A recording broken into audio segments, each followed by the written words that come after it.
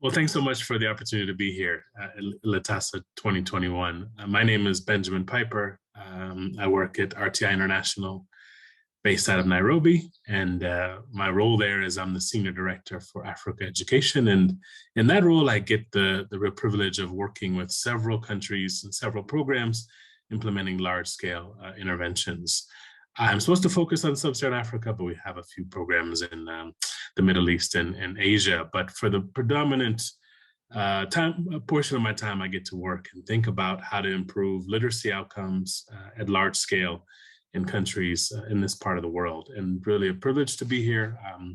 Been a very interested participant in the South African education sector, and always excited to learn more from what's happening to the South. So today I'm going to talk about literacy improvement at scale in Sub-Saharan Africa. I really want to emphasize the word scale. What works at scale matters a lot.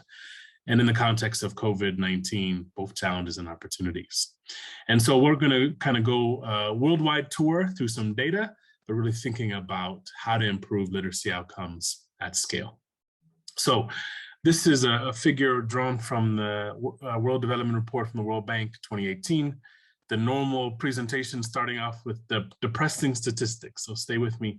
On the left side, this is the portion of grade 2 students who, given a simple passage, couldn't read a word. And if you look at your neighbors, Zambia, it's nearly 60%.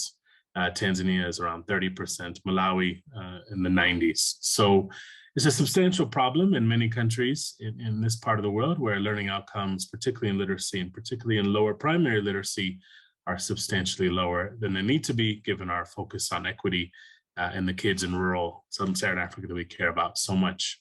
There's actually some really recent and interesting work about something called learning adjusted years of schooling. And this is not our work, but I really want to emphasize the efforts of Angrist and others at the World Bank, et cetera, that have come up with a new metric that is pretty simple and relatively easy to understand. So let me do my best to explain it. Each country column has two key bits of information. The white tells you on average over a certain time period, what's the years of schooling that kids in this country are getting? How many years are they in school? And this kind of, countries, the length of primary school differs country to country, the length of secondary school differs. But on average, what's the number of years of schooling that a child might get? That's the white. And then the blue is based on some cross-assessment standardization or harmonization using assessment results from international assessments across many different countries, and more importantly, many different measures. This World Bank team has been able to come up with kind of a cross-assessment measure of learning. And so it's a pretty robust data set published in Nature recently. And just to show you with a focus on Sub-Saharan Africa, that there's a real gap between the years of schooling and the learning adjusted years of schooling. So let's look at the left. In Singapore, on average, a child in Singapore is in school for 14 years, and they're getting about 13 years of schooling. It's the kind of the best performing country in the world, where my best friend lives, actually, who's Kenyan. And then you have the the country with the best outcomes in Sub-Saharan Africa, Seychelles, where again, it's close to 14 years of schooling. Because when you discount for the amount of learning that the child gets, they're getting around 10 years of schooling. They're in school for 14 years, but their actual skill level is only around 10. And so this figure is ranked by not the years of schooling, but by the learning adjusted years of schooling. You see some outliers. Ghana has quite a bit of, kids are getting almost 12 years of schooling on average, but they're only learning around 6 years of outcomes on average. That's one kind of outlier on one end. Once you look at Gabon, where the average child is only in school for 8 years, but they're getting 6 years of learning outcomes as a result of those 8 years. It's a much more efficient system with respect to learning. The one that we all are most interested in here is South Africa.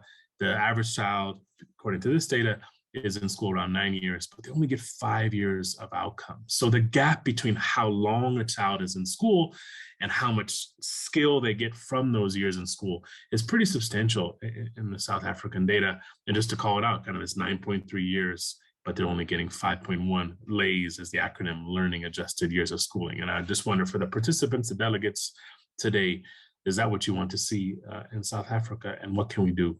What can we do about it? So their data also looks at progress over time. This is LAYS progress from 2010 to 2020 is what it should say, is how much have things changed over the last 10 years. Fortunately, this issue of kind of learning outcomes improvement, particularly in literacy, has grown in salience, and there's a lot more discussion. And in South Africa, I think the research evidence has really shown that there are quite a few efforts to improve literacy outcomes, some of them at scale. And you see, in general, there have been countries that have made progress. You don't have many countries that have had a reduction in the learning adjusted years of schooling since 2010.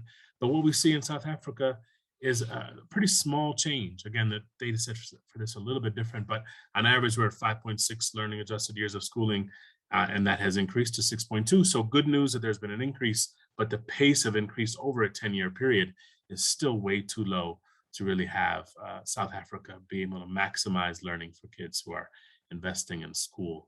So is this progress, from your perspective as South African educator, is this fast enough for the kids in this country you care so much, with a particular focus on the rural and the rural poor?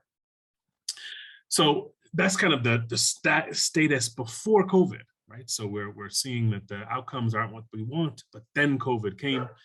There's some recent evidence from South Africa looking at kind of the magnitude of learning loss. And, you know, to tell the story really quickly, the loss is substantial. If you look at the normal gains are the gray bars, without worrying too much about the program and the details of it. Again, this is research done by others in South Africa, but the gains are substantially lower in 2020 than they were in 2019. And I bring this up because, you know, from an international perspective, the rest of Sub-Saharan Africa really did look to South Africa in the kind of COVID-19 period, because you had a better range of distance learning options available, both technology enabled as well as materials going home. But the loss year on year from the end of 2019 to 2020 is profound. And in some ways, if you kind of average it, pretty close to the portion of time that kids were out of school is the portion of learning that they lost. Again, you see the percentages are a little bit different, but that's the general finding that we're seeing in many countries. And South Africa, even with all of its advantages with respect to access to television, radio, online materials, and distance learning activities where kids had materials coming home, learning loss is substantial. And so having kids out of school, to the extent that they're out of school, we can and should expect substantial loss. So previous slides, outcomes were bad in general, in particular in South Africa. This slide, the loss we're dealing with as kids have come back to school in 2021 is really concerning. Across the countries we're looking at, the time out of school is pretty close to learning loss. That differs by calendar. In Kenya, that has a year-on-year calendar, so school year starts in January. The loss is a little bit larger than Ethiopian countries like Ethiopia that have kind of a September to June academic calendar. So point being, for South Africa and the rest of Sub-Saharan Africa, we are dealing with a much worse scenario than we were in 2019. And in 2019, the outcomes were disastrously low from one of the countries that we love so much. So let me try and transition from bad news to potential solutions. So there was, in 2020, a report by the Global Education and Evidence Advisory Panel, which is supposedly a kind of a panel of educationalists across the world, actually, to think about the evidence on improving learning outcomes. I say supposedly experts because I was actually one of the panelists. So the rest of them were fantastic, but they snuck me on there. So that team came up with a report in 2020 called Smart Buys. So not just programs that showed significant learning outcomes, but also programs that did that at a cost-effective manner. And so the report looks at kind of a variety of tiers of evidence for what we know will work and what we know will work in low and middle income countries. And the smart buys, which are kind of the buys that had, you know, some of the best cost-effective analysis. The two of the activities that really are relevant for LATASA, for those of you who are interested in literacy, that have a likely impact on learning outcomes at scale, are structured pedagogy, to call out two programs that I know of that are kind of fall in that bucket. That's early grade reading Sunday study and Funawande. So those structured pedagogy programs, which I'll talk about in some more detail, according to this report, have significant evidence of learning outcomes improvement at large scale and at low cost. And then there's also a second category of programs called catch-up, which are similar to kind of teaching at the right level, helping kids kind of focus on particular skills and growing those skills. We'll talk about those things in more detail. So setup of the talk is looking at the kind of magnitude of improvement that countries need to make, including South Africa. This portion of the talk is thinking about potential solutions that a South African province could think about implementing right now that might be able both to deal with the kind of the low outcomes that we're seeing, but also to deal with those being magnified as a result of COVID-19 losses. So structured pedagogy and catch-up programs, those are the two I'll talk about. So let's talk first about structured pedagogy. So structured pedagogy, here's an overall figure that talks about how this particular program fits into the system, how it applies to the teacher, how it applies to the student. This figure is drawn from A Better Purpose. I want to focus on this kind of box that looks at particular characteristics of structured pedagogy, so it kind of sticks in your brain. What's structured pedagogy? The thing to hear is the word structure. So it's structured support to the teacher. What does the teacher get? Teacher gets a teacher's guide with lesson plans. So for those of you like me 10 years ago who are really against lesson plans in the hands of teachers because of de-skills teachers, structured pedagogy programs really do depend on that. We'll talk about the kind of magnitude of what that looks like in a moment, but it's a teacher's guides with lessons. It's instructional materials. Some programs give them, some don't. Real key point is that there's training, and it's kind of skill-based training. There's actually some recent evidence from Dave Evans that shows that training that is generalized, like many of us did, kind of how do you manage your classroom, how do you do student-centered pedagogy in a generalized way, those sort of programs have very little, if any, impact on learning, as opposed to programs that are focusing teachers on the skill of teaching reading comprehension methods on day 30 of a program. Those sort of much more targeted teacher training interventions are more effective. So that's the second component of these programs, that they're focused on providing teachers with particular skills, teaching literacy. Well, structured pedagogy goes beyond literacy, but we'll talk about literacy here. And then ongoing support. And that ongoing support in a variety of programs differs. So you might have coaching from an external coach, maybe a subject advisor in the South African context, someone who actually understands literacy and can give feedback to the teacher on how they're implementing. In other countries, they use kind of more of a school-based communities of practice model. The kind of former method works better, but that structured pedagogy program designs vary. But they do have some ongoing support.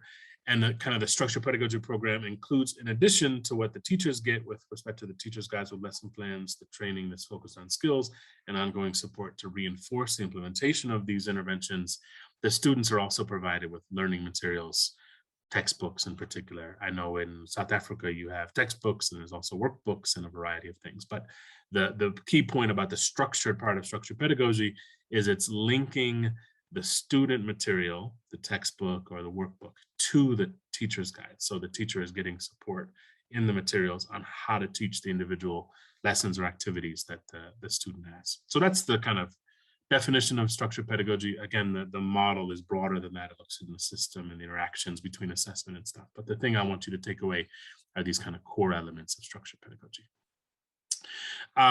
We actually have just released recently some Gates Foundation funded how-to guides on structured pedagogy that looks at a variety of these portions of the programs. How do you work, how do governments lead them? How are they designed? How do the curriculum, scope and sequences work, materials, training, support, and systems and data stuff. So there's an increasing amount of evidence and kind of guidance on how to implement these within government systems and alongside kind of the typical officers that we see in countries across low and middle income countries in general.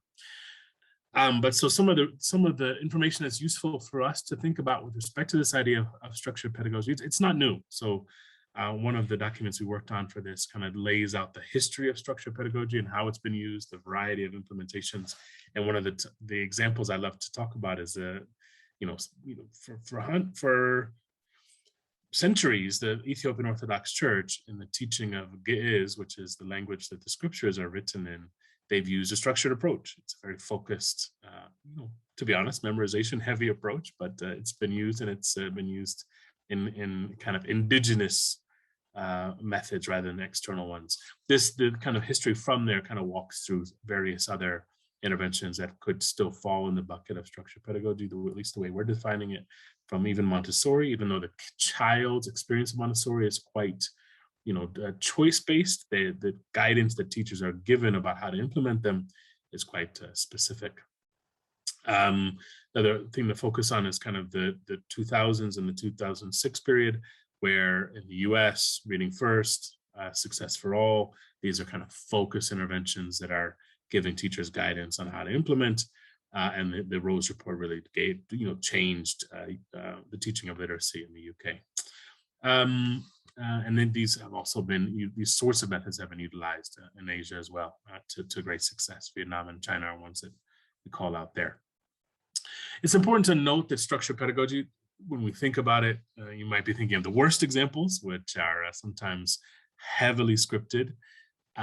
So we have worked on kind of when you think about a teacher and how much autonomy that teacher has, where does structured pedagogy come in? So this figure is a pretty simple one. It kind of thinks about the broader range of teacher autonomy. On the left side, every word is scripted, so no autonomy whatsoever. And then on the right side, the teacher has complete decision-making over what to teach, and they don't have the materials themselves, don't give them suggestions.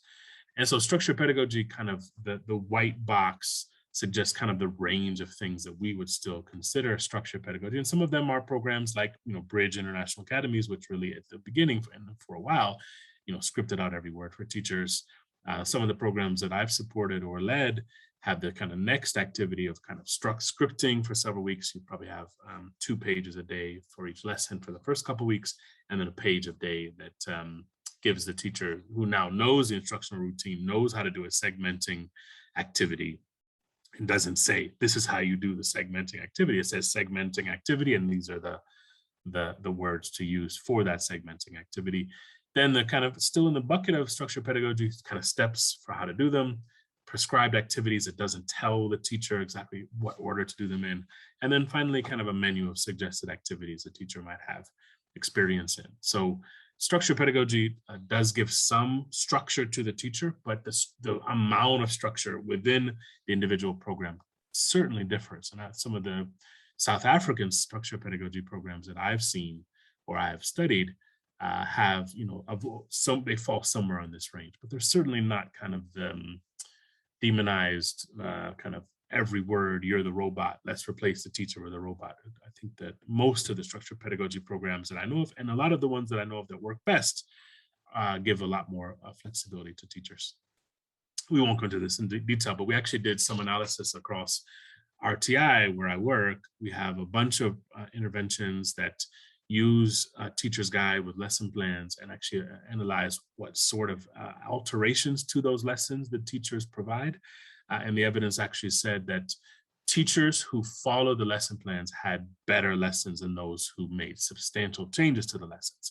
Again, 10 years ago, I was one who was pretty against, structured pedagogy type approaches, but I think the evidence, at least in the research I've seen, has shown that for relatively unskilled teachers, giving them some scaffolded support to how to improve their pedagogical methods is more effective than assuming that a relatively not untrained, but a little trained teacher has the particular skill sets to teach literacy, which is a complex skill. And in many countries, including South Africa, bilingual literacy, we're thinking about kind of transition of skills from one language to another. It's not that individual teachers aren't fantastic at that. It's that if we want to make sure that every individual child has the opportunity to learn, in the African language and then transition to the first additional language, I think the term is in South Africa, effectively, that's a complex task. And so being able to provide some support to teachers in those skills is what's suggested. And in fact, this not in this page, some of our evidence shows, as I said earlier on, that teachers who followed the lesson plans had better lessons than those who didn't. But on the other hand, the best teachers and the best programs are ones that didn't have every word scripted. They're kind of that second or third category where you provide some guidance to the teacher, but actually there's a negative relationship about the level of scripting and the quality of programs. So they're, the method of how to do this in a way that gives teachers more autonomy, teachers understand how to respond to the learning needs of their kids, and be able to improve lesson delivery as they go over time, being able to kind of reteach when they need to. These sort of programs don't preclude that skill from teachers, and actually some of the better ones are providing support to teachers on how to respond to the learning needs of their kids and going beyond and often above what's in the materials. But I do think it's worth saying that, at least in the work that I've seen, there is evidence that structure helps. And the particularities of that differ by program. Anyway, so structured pedagogy continuum, there are quite a few programs and evidence over the last few years that show that these sort of method programs work, but there's still quite a bit of diversity. So a really great resource by Young-Soo Kim and Marsha Davidson from a couple of years ago kind of maps out structured pedagogy skill progression across the 5 components of reading and over time. So you think about kind of how does a program that's developed not just for 1 year at a time, but over the kind of a lower primary year 1 to 3 progression that doesn't, it's phonics based, but it's not only phonics. I don't think, at least they would argue that a good structured pedagogy program should only teach phonics. Instead, it is really integrated between the kind of the letter level word attack skills, building vocabulary, building comprehension, making sure that children are getting a range of skills in the program. So I think the structured pedagogy approaches include and should include, at least to Kim and Davidson, this kind of range of skills within an individual lesson on the one hand, but over the progression of the 3-year period. So you end up with kids who can do the basic kind of phonics, word attack skills on the one hand, but also understand the vocabulary and comprehension, both from an oral point of view, but also from a reading comprehension point of view. So we won't go into that in much detail, but I think it's important to know that there's an increasing amount of evidence and guidance about how to do these progressions in a way that builds a skill set across the range. And this table only looks at kind of the reading subcomponent, but I think effective structured pedagogy programs also do include kind of a skill progression in the writing area as well.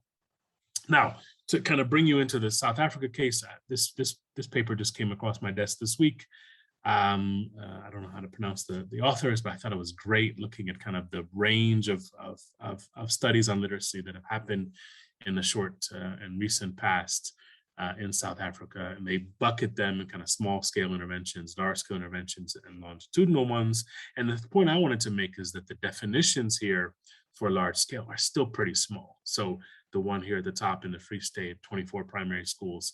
In the international realm, that's still a pretty small school. EGRS is kind of in the medium, 230 schools. I know they have other programs that weren't included in this table that make the overall EGRS 1 and 2 study larger. But I do think that there is quite a bit that's happening across low and middle income countries that are looking at large scale interventions. Let me show you some examples, actually. So this figure is drawn from our work on the topic of structured pedagogy. These are recent large-scale structured pedagogy programs that have 2 characteristics that they are, these are recent structured pedagogy programs that have 2 characteristics. They're large scale and that they have evidence of rigorous evidence of impact. And you see quite a few in Sub-Saharan Africa and 3 in South Africa, GPLMS, as well as EGRS 1 and EGRS 2. That's not to say there's not other structured pedagogy programs in South Africa, but with rigorous evidence of impact as well as large scale, at least last year when we made this map, those are the ones we found. And in many of the countries, this kind of growing bit of evidence about how structured pedagogy programs can work at scale has expanded. And it's expanded, obviously we're talking about literacy, but also programs that are doing literacy or literacy and numeracy. And also I think over the last couple of years, social emotional learning, not only as a support to literacy and numeracy outcomes, but also as an outcome in and of itself. And so the question remains, in the short term, are we going to start seeing evidence of broader skills beyond just literacy, but into other learning areas that might still also be impacted by structured pedagogy programs? Not sure, but I think this map does show you that the kind of growth in these sort of programs is pretty substantial. One to call out, though it's pretty small scale, is the one in the Gambia that had substantial impacts, 2 standard deviations or above on some measures. So we are seeing substantial learning improvements as a result of the program. In Kenya, one of the programs, disclaimer, that I was involved with, Tusome, also had substantial learning outcomes, and that was at national level. So every public school in the whole country, and showing substantial impacts on learning outcomes. So also, just to kind of put the magnitude of the effects of structured pedagogy programs and in kind of some context, I'm not sure how many of you love kind of quantitative impact evaluations and effect sizes. Cohen had kind of a breakdown of, how would you characterize large, medium, and small effects on learning.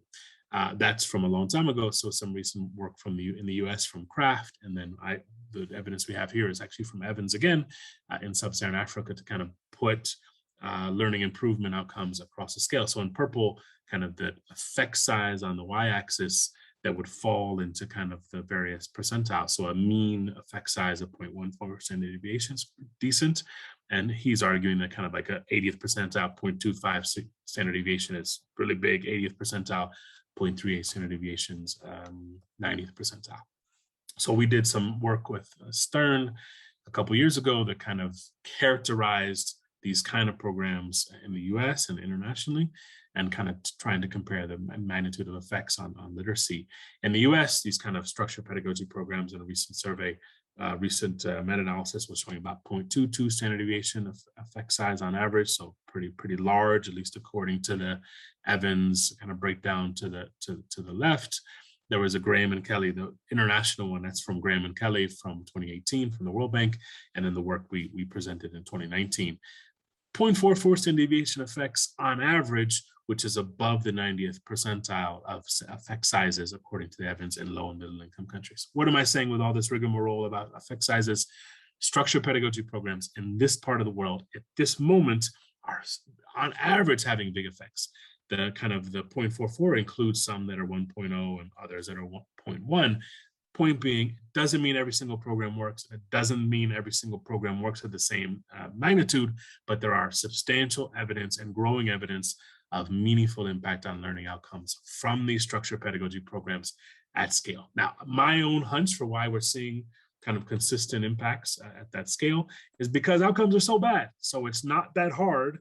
Forgive me, I worked on this for many years, so it was really hard, but it's not that hard to have impact on learning because of how bad the outcomes are. Now, some of our other evidence suggests that kind of the effect size is a bit misleading because you still have a lot of zero scores, and kind of the overall mean gain in learning performance isn't what you'd like, but I do think it's worth noting that the effect sizes are still pretty big.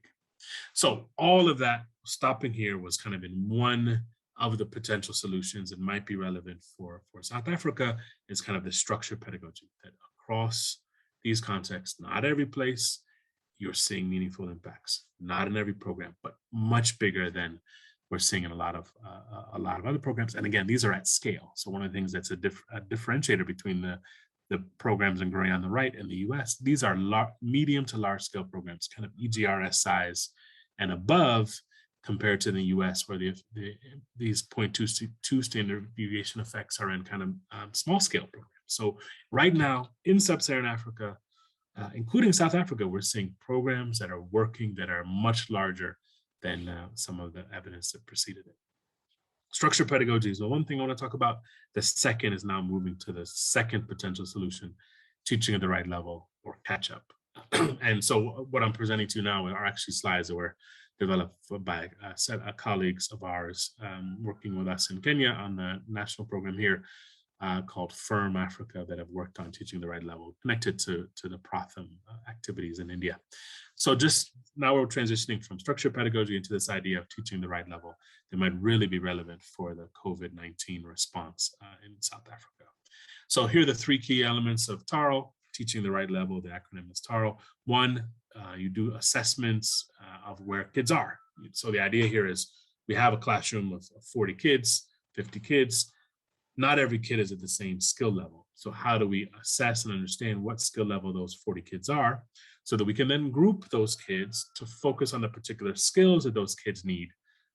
If they only are learning their letters, that's not the same skill level that a kid who is able to decode and read isiZulu, but probably needs focus on kind of vocabulary and comprehension.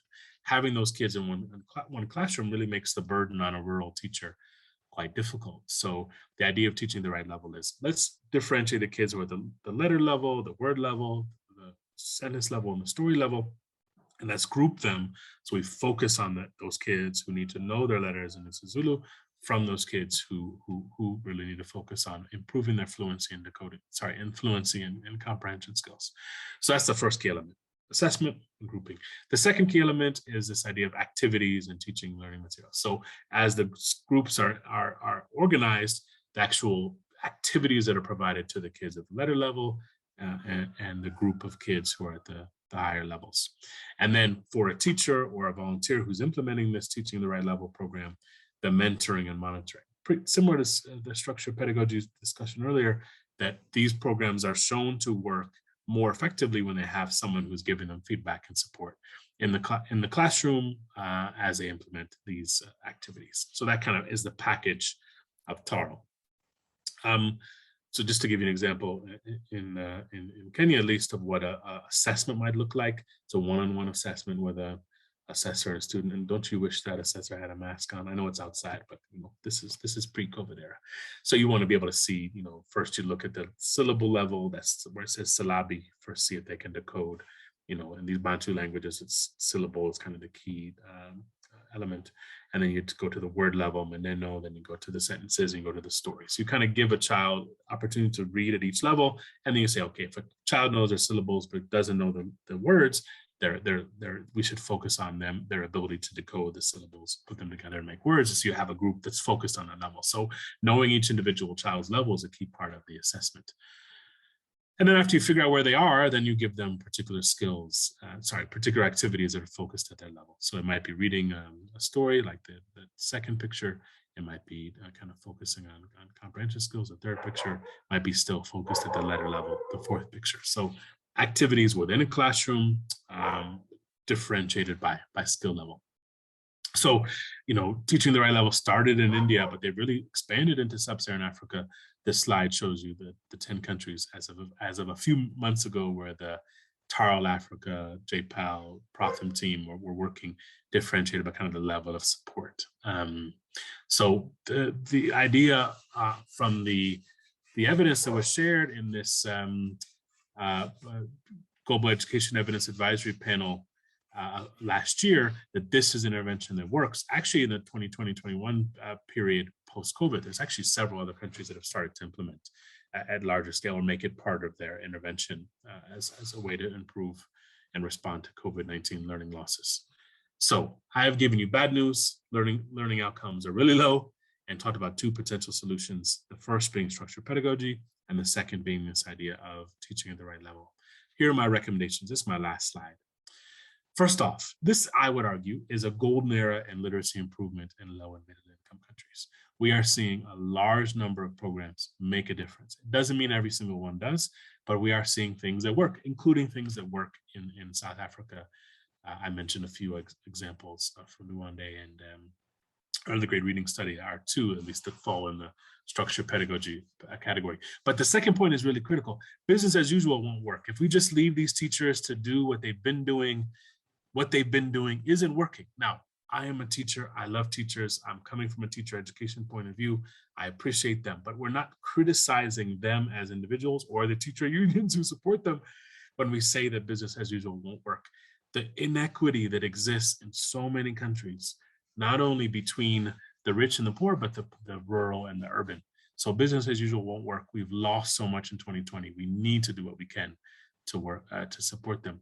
And then these sort of interventions, structured pedagogy in particular, and teaching the right level secondarily, they are supporting teachers with limited skills. Again, I have gone through a transition. Essays I wrote more than 10 years ago about the evils of lesson plans. I don't believe that anymore because the evidence has shown that there is an important task, an important possibility of supporting these teachers who have limited skills through no fault of their own, learning how to do the complex task of teaching kids how to read and to be literate, and how to do that in a multilingual environment such as South Africa. So I have changed my mind on this topic, and I hope maybe some of you who are kind of anti-structured pedagogy and anti this kind of method could consider the possibility that maybe at this moment, for a while, until teachers become more skilled in these kind of strategies, would it be beneficial to provide teachers with some scaffolds to help them to implement even as these kids in their classrooms are struggling. So the next two are kind of choices that our countries are making as we speak. So some of them are saying to improve literacy outcomes that have declined as a result of COVID, we need to choose between structured pedagogy and teaching at the right level. And I think the evidence for both of those are quite strong. So you can't really go wrong with those choices. But there are other programs, Ghana, Kenya, Zambia, who are thinking about doing both.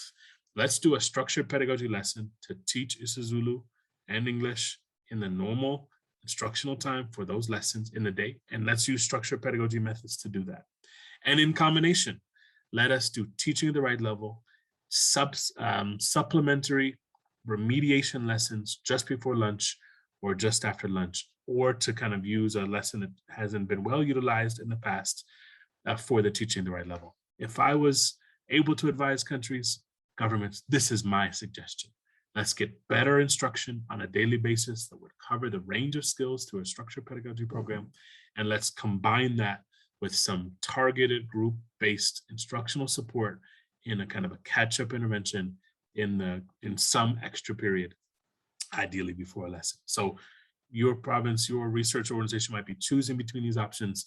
In an ideal world, we'd combine them and be able to see what the relative impact of those things together are combined. I think the last thing to say is large scale makes a difference. I'm a researcher. I could do research on kind of the right ingredients for improving learning outcomes till the day I die. But I think the new question really is, given the millions of kids in South Africa and the rest of the low and middle income countries in the world, what should we be doing and what could we be doing that would help this at scale so that we're getting millions of kids, not thousands?